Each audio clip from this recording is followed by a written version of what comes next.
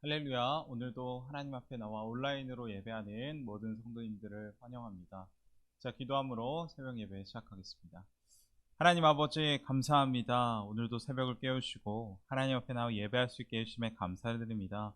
오늘 하루를 시작하기 앞서 가장 먼저 주님 앞에 나와 기도하며 귀를 열어 주님의 말씀을 듣고자 나왔습니다. 하나님께 저희의 심령 가운데 말씀하여 주옵시고 하나님의 음성을 통해 하나님의 뜻이 무엇인지 온전히 깨닫는 은혜의 시간이 되게 하여 주옵소서. 하나님, 분명 세상의 지혜는 우리의 영혼을 채우지 못합니다.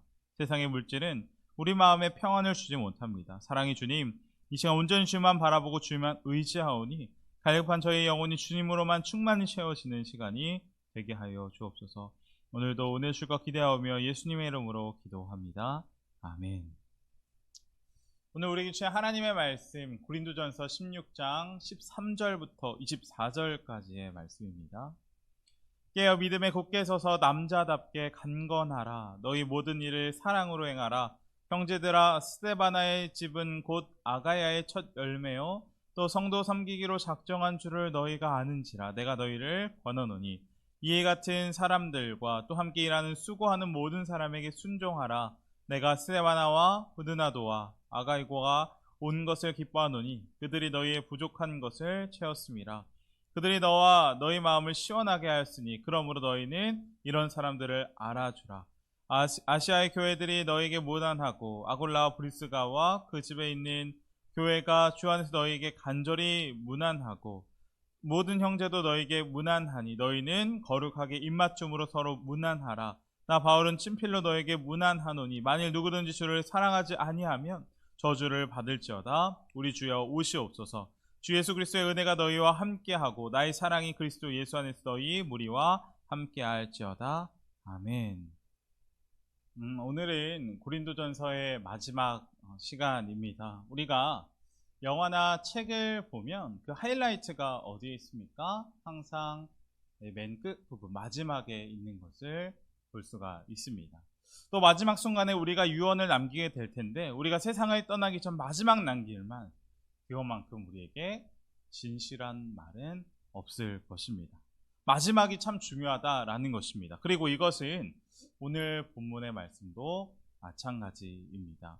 오늘 본문의 사도 바울은 고린도 교회 성도들에게 마지막으로 남기고 싶은 말을 하고 있습니다. 그리고 바울이 고린도 교회에게 꼭 마지막으로 하고 싶었던 말은 무엇이었냐면 깨어있어 믿음으로 굳게 서라 라는 말씀이었습니다. 세번역 13절 말씀에 이렇게 되어 있습니다. 깨어 있으십시오. 믿음에 굳게 서 있으십시오. 용감하십시오. 힘을 내십시오. 아멘. 이 바울의 말씀, 믿음에 굳게 서 있으십시오 라는 이 바울의 말씀이 우리에게 하는 말 같이 들리고 있습니다. 이 어두운 세상, 혼란스러운 세상 가운데 우리가 해야 할 일은 무엇일까요? 그 어려움에 휩쓸려 떠나가야 되는 것입니까? 그렇지 않습니다. 우리가 해야 할 일은 믿음 위에 굳게 서 있는 것입니다. 그리고 믿음 위에 굳게 선다는 것은 분명 어떤 온유한 것이나 착한 것이나 그런 것들과 다른 성격일 것입니다. 때로 우리는 믿음이 좋다는 것은 착한 것과 온유하다 그런 식으로 생각할 때가 많습니다. 그러나 우리가 믿음 위에 굳게 선다는 것은 어떤 것도 두려울 것 없고 용감하게 나아가는 것, 그것이 바로 믿음 위에 굳게 선다라는 의미입니다. 이것은 성경에서 많은 예가 나오지 않습니까? 먼저 믿음의 조상 아브라함, 그는 갈 바를 알지 못하고 나아갔다라고 했습니다. 분명 자신이 살던 그 고대 사회, 자신이 살던 공동체를 떠난다는 것은 죽음을 의미했습니다. 더 이상 그 공동체 무리에서 보호받지 못한다라는 것입니다. 그러나 그는 하나님 한 분만 바라보며 나아갔습니다. 이 아브라함은 오직 믿음으로 나아갔던 것입니다. 또 골리앗 앞에 다윗을 상상해 보십시오. 사울 왕과 이스라엘 백성들 하나님을 믿는다고 했지만 골리앗 앞에 무서워서 어떻게 하였습니까? 숨어버렸습니다. 무서워서 숨어버린 것입니다. 진짜 하나님을 믿는 믿음이 없었던 것이고 믿음 위에 굳게 서 있지 못했다라는 것입니다. 그러나 다윗은 달랐습니다. 다윗은 블레셋 사람에게 이르되 너는 칼과 창과 단창으로 내게 나아오니와 나는 만군의 여호와 이름으로 나아간다. 내가 모욕하는 이스라엘 군대의 하나님의 이름으로 내게 나아간다 라고 말했습니다. 다윗은 정말 믿음 위에 굳게 서 있었던 것이고 그 결과 그 골리앗이라고 할지라도 두려워하지 않고 맞서 싸울 수 있었던 것입니다. 그리고 이렇게 볼 때 믿음이라는 것은 어떤 온유한 모습, 착하게 세상에서 살아가는 것, 그런 것만 의미하지 않는다는 것을 알 수 있습니다. 믿음은 강한 것입니다. 어떤 것에도 흔들리지 않는 그것이 믿음이 좋다라는 뜻인 것이죠. 베드로전서 5장 7절 말씀에 우리의 모든 염려를 주님께 맡겨라 라고 했습니다. 이것처럼 바울은 고린도 교회 성도들에게 지금은 어려운 상황 가운데 있지만, 깨어져 있는 상황 가운데 있지만, 공동체가 흔들리고 있지만 염려하지 말고 오직 주님만 바라보고 믿음으로 나아가라고 정말 간곡하게 부탁하고 있는 것입니다. 오늘 바울의 마지막 이 당부를 보면서 우리도 믿음 위에 서서 담대했으면 좋겠습니다. 우리의 모든 염려를 주님께 맡기기 원합니다. 우리 모두에게는 어떤 일이 어느 순간에 다가올지 모르는 그것이 인생 아니겠습니까? 그때 믿음이 없다면, 우리가 믿음 위에 바로 서 있지 않는다면 다 넘어지고 시험에 들 수밖에 없습니다. 그러나 믿음이 좋다는 것은 무엇입니까? 바로 주님 안에서 정말 끝까지 용감하게 담대하게 주님만 바라보고 나가는 것, 그것이 믿음이 좋다라는 것입니다. 그런데 어떤 사람들은 믿음이 좋다라는 것을 다르게 생각하는 것 같습니다. 교회에 얼마나 열심히 다녔냐, 얼마나 좋은 신앙의 가문이냐, 어떤 체험을 했느냐. 믿음이 좋다는 것은 그런 것 아닙니다. 예수님의 제자 가룟 유다 3년 동안 주님과 함께 했으면서도 어떻게 했습니까? 예수님을 겨우 30에 팔아 넘겼습니다. 그것뿐만 아니라 아나니아 삽비나 오순절 아가다락방 성령을 받은 사람 중 한 사람이에요. 그런데도 그들은 땅 판 것과 그 일부를 감추고 거짓말하고 하나님의 심판을 받게 되었습니다. 따라서 우리도 믿음이 좋다라는 것을 분명히 기억해야 할 것입니다. 항상 조심해야 합니다. 우리는 자랑할 것 하나 없는 사람들입니다. 항상 겸손해야 하는 것입니다. 언제나 주님 바라보며 주님과 동행하는 것. 분명 그 사람만이 세상 가운데 정말 진실하게 거룩하게 담대하게 서 있을 수 있을 것입니다. 자, 그러나 믿음 위에 굳게 서 있고 또 우리의 믿음이 강하려면 반드시 필요한 것이 하나 더 있다라고 바울은 오늘 본문에서 이야기하고 있습니다. 그것은 바로 사랑입니다. 14절 말씀을 보면 너희 모든 일을 사랑으로 행하라 라고 했습니다. 이것을 고린도전서 13장에서 우리가 함께 나누지 않았습니까? 예언하는 능력이 있고 모든 비밀과 모든 지식을 가지고 산을 옮길 만한 믿음이 있어도 사랑이 없으면 아무것도 아니다 라고 바울은 이야기했습니다. 따라서 끼리끼리의 사랑이 아니라 내가 좋아하는 사람만 사랑하는 것이 아니라 우리에게 정말 원수도 사랑하는 그 믿음이 있어야 할 것입니다. 교회에서 옳고 그름을 따지고 잘했냐 못했냐 따지는 것도 중요할 것, 그러나 잘못한 사람도 품어줄 수 있는 사랑이 있어야 그것이 진짜 사랑이라는 것입니다. 그것이 우리를 향한 그 주님의 사랑이 아니겠습니까? 우리가 어디가 잘난 것이 있어서 십자가에 못 박히시까지 주님이 우리를 사랑하셨겠습니까? 그러므로 우리가 믿음은 아주 강한 믿음을 가져야겠고 그러면서도 반드시 사랑으로 행하는 자가 되어야 할 것입니다. 그러면 우리 가운데 어떤 모든 문제든 더 이상 문제가 되지 않을 것입니다. 우리가 강한 믿음과 사랑 위에 바로 서 있다면 어떤 문제가 다가와도 더 이상 그것은 문제가 아니라 그 문제를 오히려 우리의 신앙을 더 성숙하게 하는 그런 통로가 될 줄 저는 확신합니다.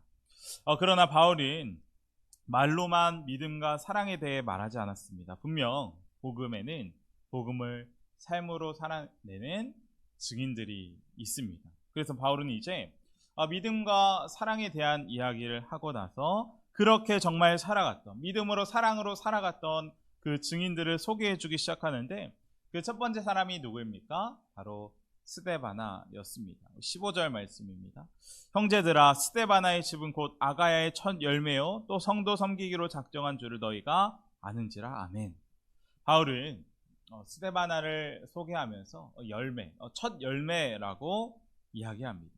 이 말씀을 단순히 스데바나가 복음을 듣고 예수님을 믿었다는 뜻이 아니고 실제로 정말 열매가 맺혔다. 정말 그 복음을 그의 삶으로 살아냈다라는 그런 뜻일 것입니다. 그래서 스데바나를 성도들을 섬기는 일에 몸을 바친 가정이라고까지 표현한 것입니다. 이 스데바나는 정말 복음을, 사랑을, 믿음을 삶으로 살아낸 사람이라는 것입니다. 그리고 오늘 본문에 보니까 스데바나는 부드나도와 아가이와 함께 바울을 만났다고 했습니다. 이 고린도전서는 에베소 지역에서 쓰여졌다고 추측하고 있는데 그들이 그 에베소까지 바울을 만나러 찾아왔던 것입니다. 그리고 바울은 그들을 만난 것이 얼마나 좋았던지 고린도 교인들을 다 만난 것과 같은 그런 기쁨을 얻었다고 했습니다. 심지어 스데바나가 자신을 시원하게 하는 사람이라고까지 본문에서 고백하고 있습니다. 바울이 스데바나를 이렇게까지 이야기하는 이유는 다음과 같은데, 사실 바울은 고린도 교회를 세우기 전 아테네에서 복음을 전했었습니다. 그런데 아시다시피 철학의 도시 아테네에서 전혀 전도가 되지 않았던 것입니다. 바울이 자신의 지식으로 또 철학으로 사람들에게 복음을 전했지만 열매가 하나도 없었던 것이죠. 바울이 얼마나 낙심했겠습니까? 그래서 그때 바울이 결심했던 것이 하나 있습니다. 그것은 무엇이냐면 이제는 철학이나 어떤 수사학이 아니라 이제부터는 십자가 외에는 아무것도 알지 않기로 작정하였던 것입니다. 그리고 이후에 고린도에 가서 복음을 그렇게 전하기 시작했습니다. 어떤 화려한 수사 기법이 아니라 어떤 철학적인 메시지가 아니라 오직 복음만 전하기로 작정했던 것입니다. 그리고 그 결과 놀라운 열매가 맺히게 되는데 그 사람이 바로 스데바나였던 것입니다. 심지어 이 스데바나는 복음을 듣고 완전히 변하여서 회심하여서 성도들 섬기는 일에 몸을 바치기까지 했던 것입니다. 또 바울은 이어서 19절에 또 복음의 증인 아굴라와 브리스가 부부를 소개합니다. 이들은 고린도에서 만난 부부인데 천막 만드는 일을 하는 그런 부부였습니다. 바울은 이들에게 복음을 전했고 그들은 복음을 받아들였죠. 그저 예수님을 믿은 정도가 아니라 완전히 변화되어서 바울의 동역자가 되었습니다. 그리고 그들은 사도 바울의 모든 생활비와 선교비를 충당하는 그런 역할까지 감당했던 부부였습니다. 우리도 이 스데바나와 아굴라와 브리스가와 같은 예수님의 증인이 되었으면 좋겠습니다. 지금 얼마나 여름이 되어 덥습니까? 기상이온으로 우리 정말 더운 시대 가운데 살아가지 않습니까? 우리가 예수님의 증인이 되어서 이 어두운 세대의 믿음으로 사랑으로 하나님을 시원케 했으면 좋겠습니다. 잠언 말씀에 충성된 사자는 그를 보낸 이에게 마치 추수하는 날에 얼음 냉수 같아서 능히 주인의 마음을 시원케 한다 라고 했습니다. 생각해 보십시오. 앞서 말했듯이 분명 이 세대를 보십시오. 하나님 얼마나 더우시겠습니까? 얼마나 이 어두운 세상을 보면서 답답하시겠습니까? 하지만 이 시대 가운데 우리가 믿음과 사랑으로 바로 서기 원합니다. 복음의 증인이 되었으면 좋겠습니다. 세상은 서로를 욕하고 이기적으로 나만 생각하지만 우리는 서로 격려하며 용기를 불어넣어주고 분열되는 이 시대 가운데 우리 공동체는 정말 하나 되어서 하나님을 시원케 하는 충성된 종들이 되었으면 좋겠습니다. 분명 복음의 증인된 삶, 이 스데바나와 아굴라 이 부부같이 복음의 증인된 삶이 우리에게 주어진 진정한 사명일 것입니다. 이제 마지막으로 바울은 고린도 교회를 향한 편지를 마무리하는데 이 바울이 이 마무리하는 이 마지막 구절에서 우리에게 하는 정말 무서운 말씀을 하고 있습니다. 21절 말씀을 보면 친필로 인사의 말을 씁니다 라고 했습니다. 바울은 지금까지 고린도 교회를 향한 편지를 대필로 했던 것 같습니다. 그런데 마지막 부분은 친필로 바울이 직접 붓을 들어서 편지를 자신의 친필로 썼다라는 것입니다. 그렇다면 바울이 직접 손으로 적은 그 말씀은 무엇입니까? 22절 말씀입니다. 누구든지 주님을 사랑하지 않은 사람은 저주를 받으리라. 아멘. 저주를 받으리라. 이게 무슨 마지막 인사일 수 있겠습니까? 제가 여러분 예수님 잘 믿지 않으면 여러분은 저주받을 것입니다 라고 인사한다면 다들 불편해하시지 않겠습니까? 그렇다면 왜 바울은 이렇게 무서운 말, 이 저주의 말은 마지막에 하고 있는 것일까요? 바울이 이렇게 무서운 말씀을 한 이유는 우리를 두렵게 하거나 화나게 하거나 상처를 주려고 한 말씀 분명 아닙니다. 오히려 바울이 저주를 받을 것이다 이 말을 한 것은 우리를 정말 사랑하니까, 우리에게 꼭 전해야 되는 말씀이니까 그렇게 심하게 말하는 것입니다. 사실 관심도 없었으면 아무 말도 하지 않고 무관심하게 그렇게 넘어갔을 것입니다. 그런데 바울은 정말 고린도 교회가 주님을 사랑하기 원했기 때문에, 하나님 앞에 믿음으로 사랑으로 정말 바로 서기 원하는 마음으로 그렇게 이야기했던 것입니다. 우리가 지금까지 말씀을 나누었다시피 초대교회 정말 믿음을 지키기 어려웠던 시대입니다. 예수님 바로 믿지 않으면 언제 넘어질지 모르는, 언제 시험에 들지 모르는 그런 시대였습니다. 그러니까 바울은 정말 예수님을 사랑하자라고 했던 것입니다. 그 증거가 저주를 받을지어다 하고 바로 이어서 뭐라고 했죠? 마라나타, 우리 주여 오시옵소서라고 했습니다. 다시 말해서 그들을 정말 사랑하니까 주님 언제 오시더라도 맞이할 준비를 하자라는 것입니다. 주님 이제 곧 오실 텐데 믿음으로 사랑으로 주님을 맞이하자. 우리가 정말 그렇게 하자. 안 그러면 너네 저주받아. 큰일 나. 빨리 주님께 돌아와라고 그렇게 강력하게 이야기하는 것입니다. 우리도 이 바울의 말을 우리 마음에 새기기 원합니다. 주님 맞이할 준비를 해야 할 것입니다. 정말 믿음으로 사랑으로 그렇게 준비해야 할 것입니다. 분명 주님 다시 오십니다. 그리고 다시 오시겠다고 말만 하신 것이 아니라 이미 찾아오셨죠. 어디에 찾아오셨습니까? 우리 마음에 찾아오셨습니다. 요한복음 14장 17절 말씀입니다. 그는 진리의 영이라 세상은 능히 그를 받지 못하나니 이는 그를 보지도 못하고 알지도 못함이라. 그러나 너희는 그를 아나니 그는 너희와 함께 거하시비요 또 너희 속에 계시겠습니다. 아멘. 내가 너희를 고와 같이 내버리지 아니하고 너희에게로 오리라. 아멘. 세상은 진리의 영이신 주님을 보지도 못하고 알지도 못합니다. 그러나 이 새벽 하나님 앞에 나와 예배하는 우리들, 예수님의 핏값으로 구원받은 우리는 우리 마음에 함께 하시는 주님을 믿음의 눈으로 볼 수 있고 우리 마음 가운데 계시는 그 주님을 분명히 알고 있습니다. 그렇습니다. 주님은 마지막 날 모든 사람이 볼 수 있도록 재림하실 것이지만 이미 구원받은 우리 성도들의 마음에 성령님으로 임하셨습니다. 우리가 어떤 상황에 있든 예수님은 우리를 고와 같이 내버리지 아니하시고 우리와 이미 함께 하실 것입니다. 그리고 이 믿음이 우리에게 있다면 우리는 어떤 상황 속에서도 끝까지 믿음 지킬 수 있을 것입니다. 우리는 지금 이 세상 가운데 어떻게 살아가고 계십니까? 다시 오실 주님 바라보며 기쁨으로 거룩하고 구별되게 살아가십니까? 아니면 바울이 말했던 것처럼 정말 주님 사랑하지 않으면 저주를 받을 것이다, 저주를 받을 사람처럼 그렇게 세상 가운데 살아가십니까? 이 새벽 우리가 다시 한번 마라나타, 주님 오시옵소서 기도하기 원합니다. 다시 오실 주님과 장차 임할 하나님 나라를 믿음으로 바라보고 또 주님께서 주실 상을 기대하며 세상 가운데 담대한 믿음으로 나아가는, 하나님께서 우리에게 주신 그 사명들을 끝까지 잘 완수할 수 있는 우리 모두가 되기를 주님의 이름으로 간절히 축원드립니다.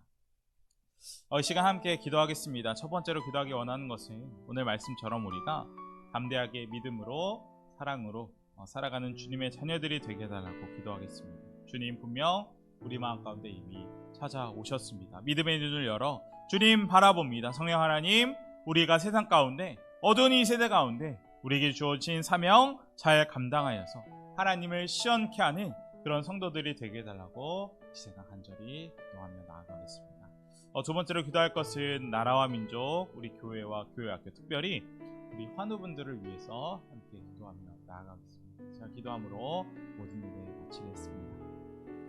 하나님 감사합니다. 오늘도 말씀하여 주시고 저희 가운데 하나님의 뜻이 무엇인지 깨닫게 하시니 감사를 드립니다. 특별히 하나님 은혜로 고린도전서 강해를 잘 마치게 하시니 감사를 드립니다. 고린도전서의 말씀을 보며 우리가 다시 한번 도전받습니다. 믿음 위에 굳게 서고 이제는 나만 생각하는 것이 아니라 사랑으로 살아가기 원합니다. 어두운 이 세대에 하나님의 말씀이 땅에 떨어진 시대 가운데 주님이 찾으시는, 주님을 시원케 하는 한 사람이 되기 원하오니 우리가 함께 나눈 말씀들 우리 마음에 잘 새기게 하여 주시고 주님 다시 오실 그날을 잘 준비하며 살아가는 저희 모두가 되게 하여 주옵소서. 이 모든 말씀 예수님의 이름으로 간절히 기도하옵나이다. 아멘.